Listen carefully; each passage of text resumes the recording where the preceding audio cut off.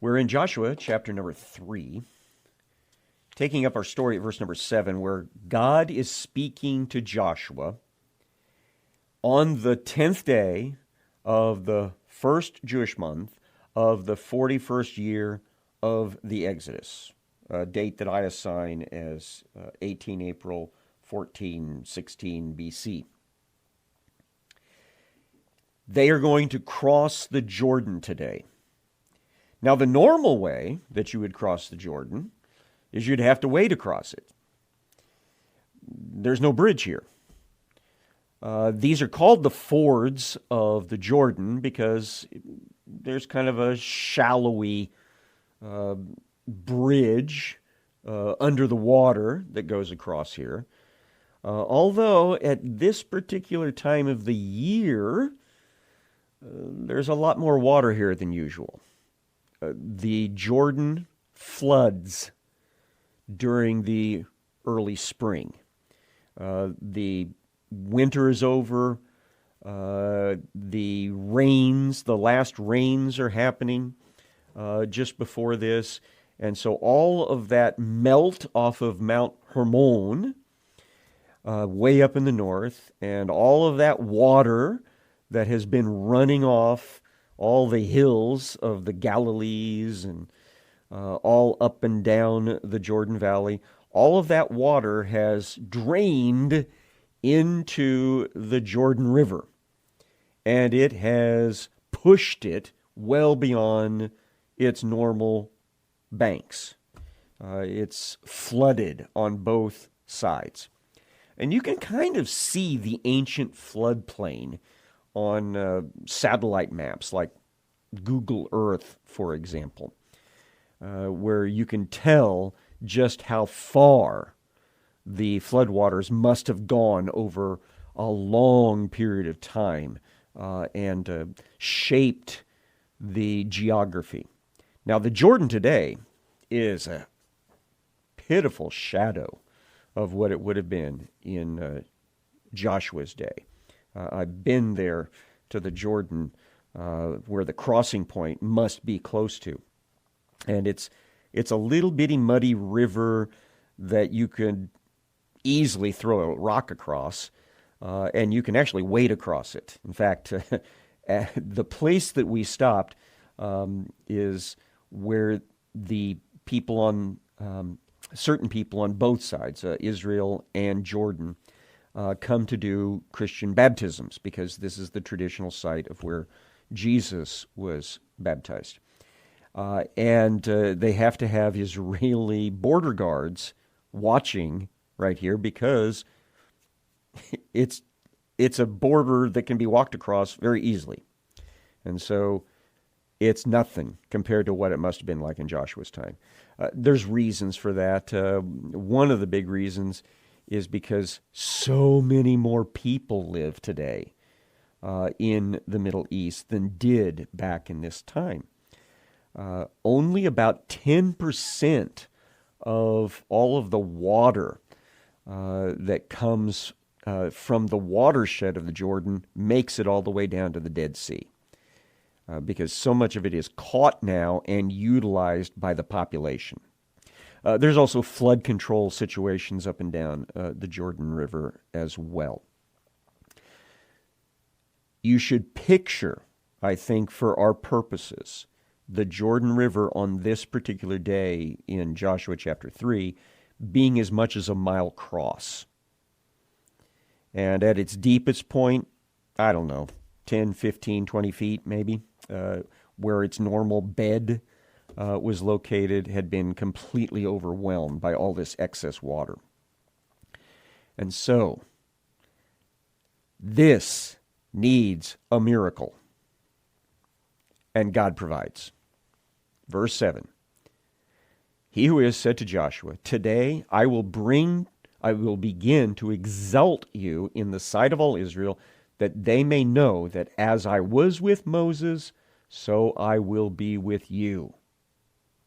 So one of the big events that happened during the early Exodus was the crossing of the Red Sea.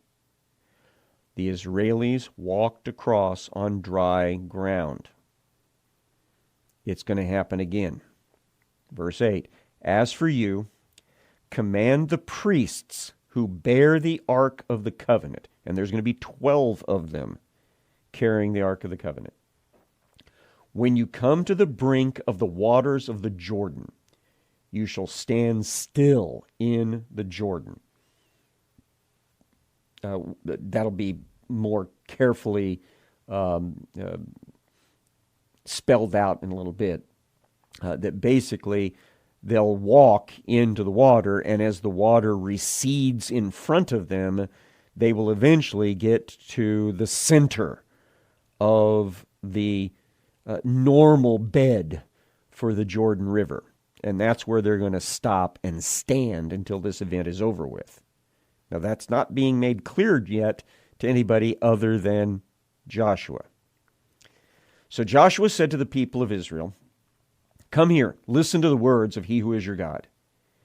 Joshua then said, here is how you shall know that the living God is among you, and that he will without fail drive out from before you the Canaanites, the Hittites, the Hivites, the Perizzites, the Girgasites, the Amorites, the Jebusites, the 7 different people groups that made up the Canaanites within the Promised Land.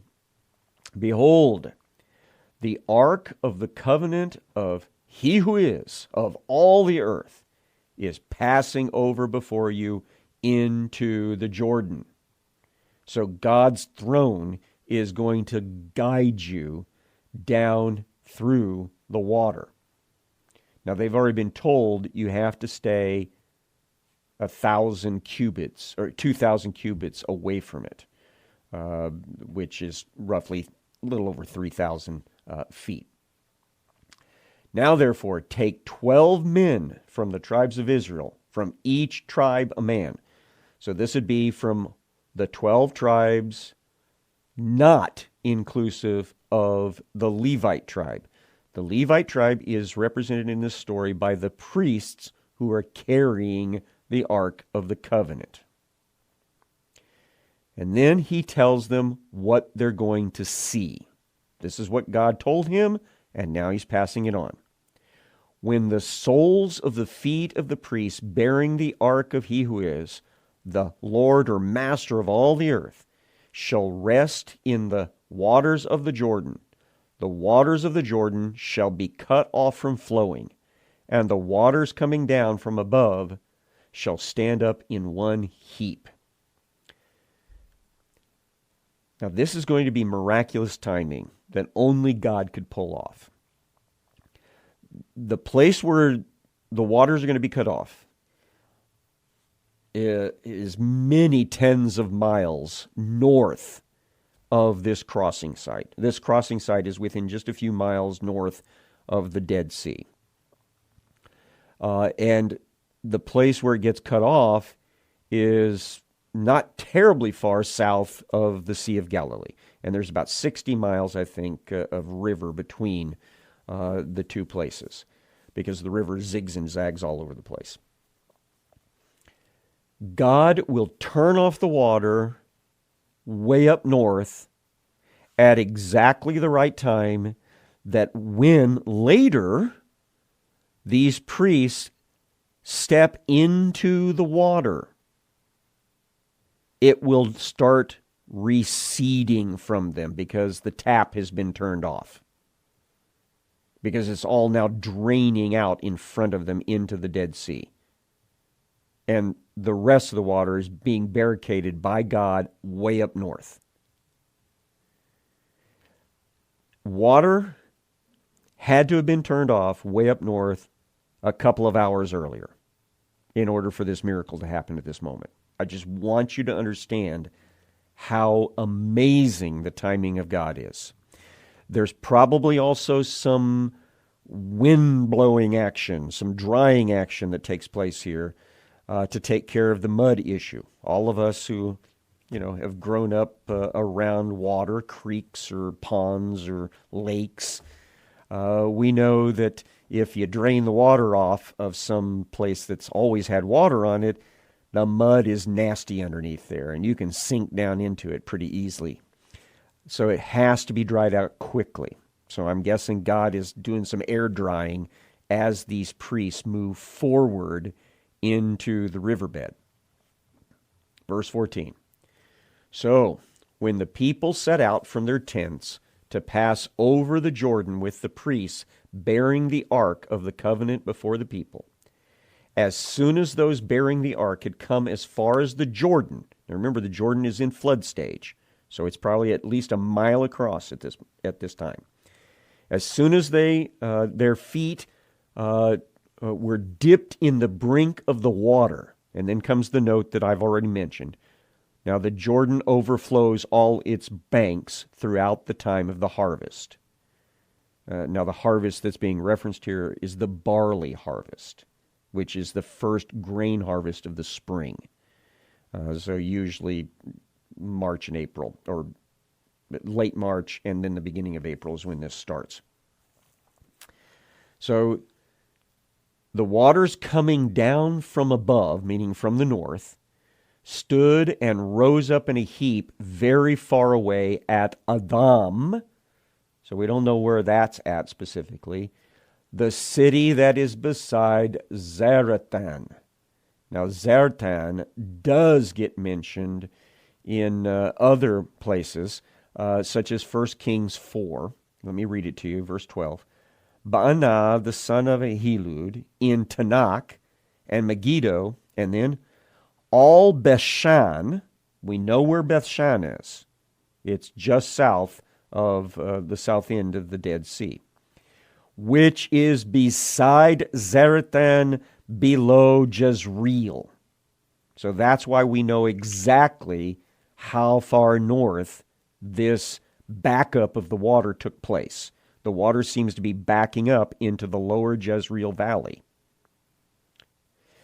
And so as far as Adam, the city that is beside Zarethan, and those flowing down toward the Sea of the Arabah, the Salt Sea, we call it the Dead Sea now, were completely cut off. So God stopped the water way up north, and all that water drained out of the lower Jordan until the draining point arrived at the crossing site at the exact moment that the priest stepped into the water. And then God, as they continue walking out into the bed of the River Jordan, God dries that all out. And so it's nothing but just a little valley now. Verse number 17, actually beginning at the end of 18. The people passed over opposite Jericho. Now the priests bearing the ark of the covenant of He who is stood firmly on dry ground in the midst of the Jordan, and all Israel was passing over on dry ground until all the nation finished passing over the Jordan. So they come across in massive numbers for a couple of hours at least until they are past the floodplain and up and on the other side. It's about a little shy of 7 miles, I think, from the Jordan River up to the actual site of ancient Jericho.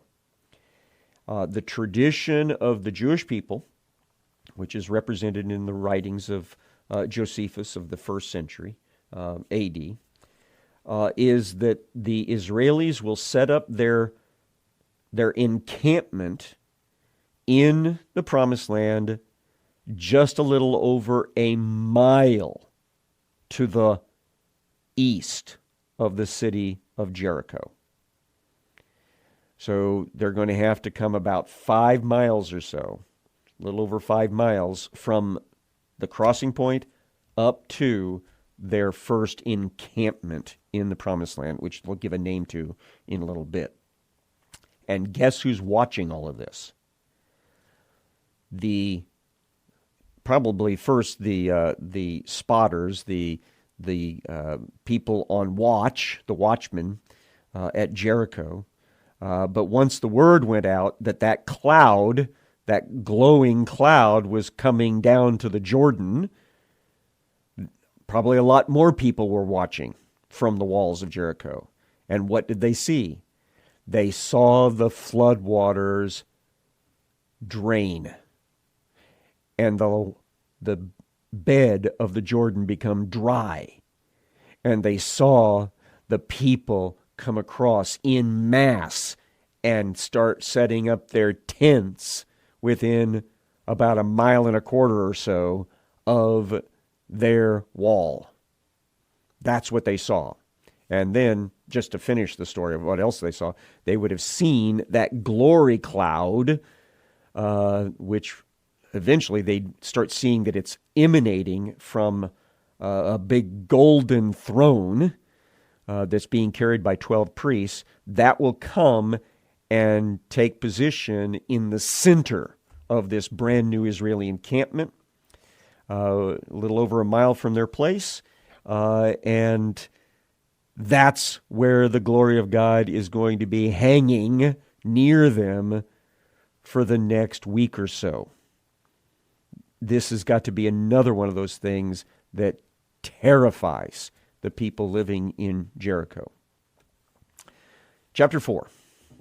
When all the nation, all the people of Israel had finished passing over the Jordan, he who is said to Joshua, "Take 12 men from the people, from each tribe a man." Now, he'd already said that they wanted to do this. "And command them, saying, Take 12 stones from here, out of the midst of the Jordan, from the very place where the priest's feet stood firmly." So, I need you guys to get in here and select 12 stones from near the feet of the 12 priests carrying the ark. And what are they going to do with them? "Bring them over with you and lay them down in the place where you will lodge tonight." So you're going to bring them across and put them in the encampment. I don't know exactly where. I would suggest it may have been near the front gate of the tabernacle, which would be on the east side of the encampment, near the Judah tribe's encampment as well. But you're going to make a monument about this crossing. So verse 4, "Then Joshua called the 12 men from the people of Israel whom he had appointed, a man from each tribe, and Joshua said to them, Pass on before the ark of he who is your God into the midst of the Jordan. Take up each of you a stone upon his shoulder, according to the number of the tribes of the people of Israel, that this may be a sign among you. When your children ask in time to come, what do these stones mean to you? What's this monument of 12 stones about? Then you shall tell them that the waters of the Jordan were cut off before the ark of the covenant of he who is, when it passed over the Jordan. The waters of the Jordan were cut off. So these stones shall be to the people of Israel a memorial forever. It will be a memorial ongoing. And so this will become the Gilgal memorial to the crossing of the Jordan. So the people did just as Joshua commanded. They took up 12 stones out of the midst of the Jordan, according to the number of the tribes of the people of Israel, just as he who is told Joshua. They carried them over with them to the place where they lodged, and they laid them down there. And Joshua set up 12 stones in the midst of the Jordan, in the place where the feet of the priests bearing the Ark of the Covenant had stood, and they are there to this day. Now that's interesting.